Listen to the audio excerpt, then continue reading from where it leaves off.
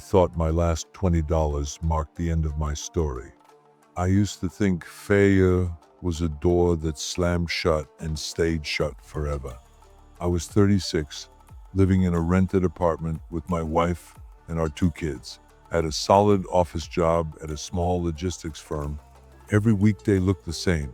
Quick coffee, crowded train, 8 hours at a gray desk, then home for dinner and cartoons with the kids. It was not glamorous, but it was safe. I paid the bills on time. I even saved a little for weekends at the park and cheap pizza nights. I called that success. Then the company lost its biggest client. On a rainy Friday, I was called into a glass office and handed a thin envelope.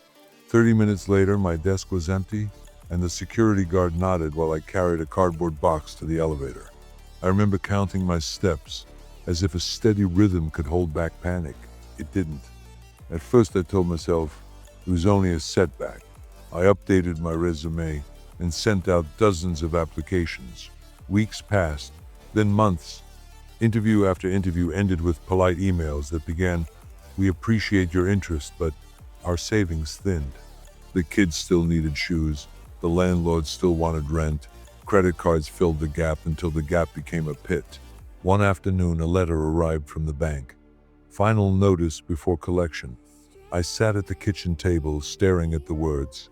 My wife tried to reassure me, but I could see the worry behind her smile.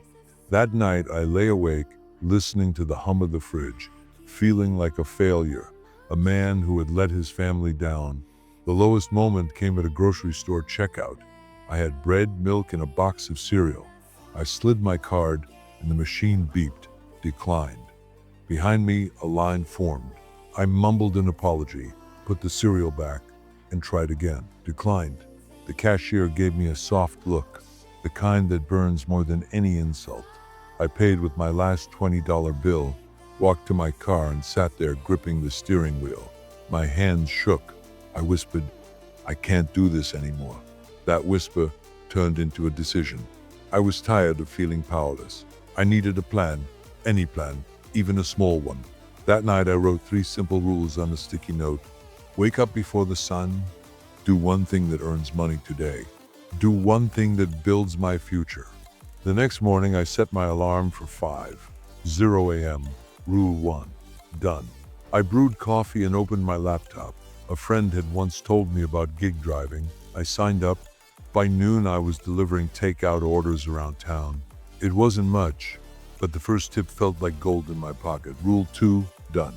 For Rule 3, I watched a free online course on basic bookkeeping.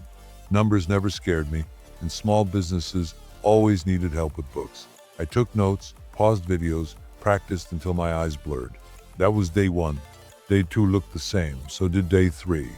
I started to enjoy the quiet streets at dawn, the smell of fresh coffee, the sense that I was moving forward, inch by inch. Each delivery added a few dollars.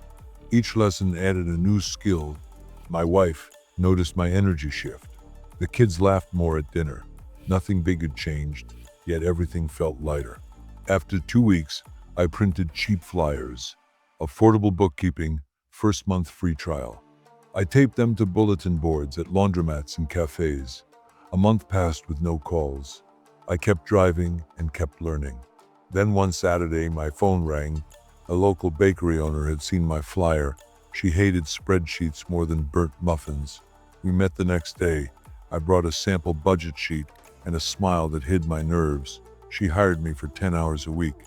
That small win sparked others. The bakery owner recommended me to a friend who ran a tiny landscaping crew. Word spread.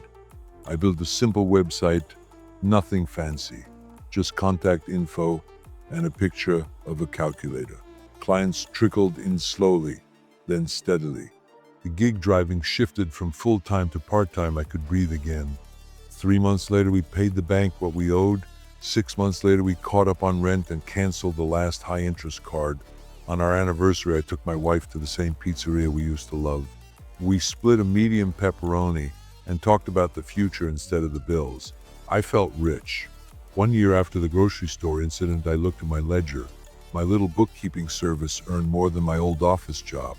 I still woke before dawn, but now I spent mornings planning growth. instead of chasing gigs. I hired a part-time assistant, another parent who needed flexible hours. The kids saw me smile more. I saw them dream bigger. Here's what I learned. Failure isn't a dead end.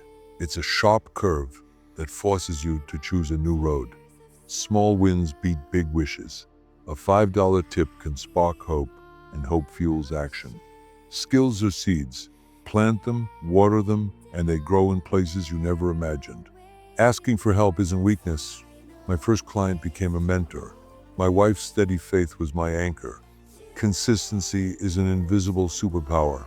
No one saw me at 5:00 a.m., but those hours built a bridge out of the pit.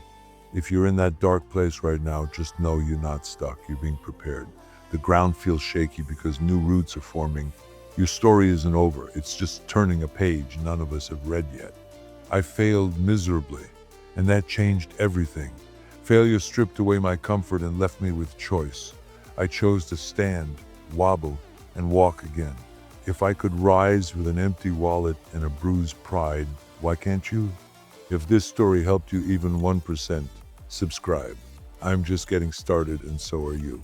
Tell me in the comments, what's one failure you're still holding on to?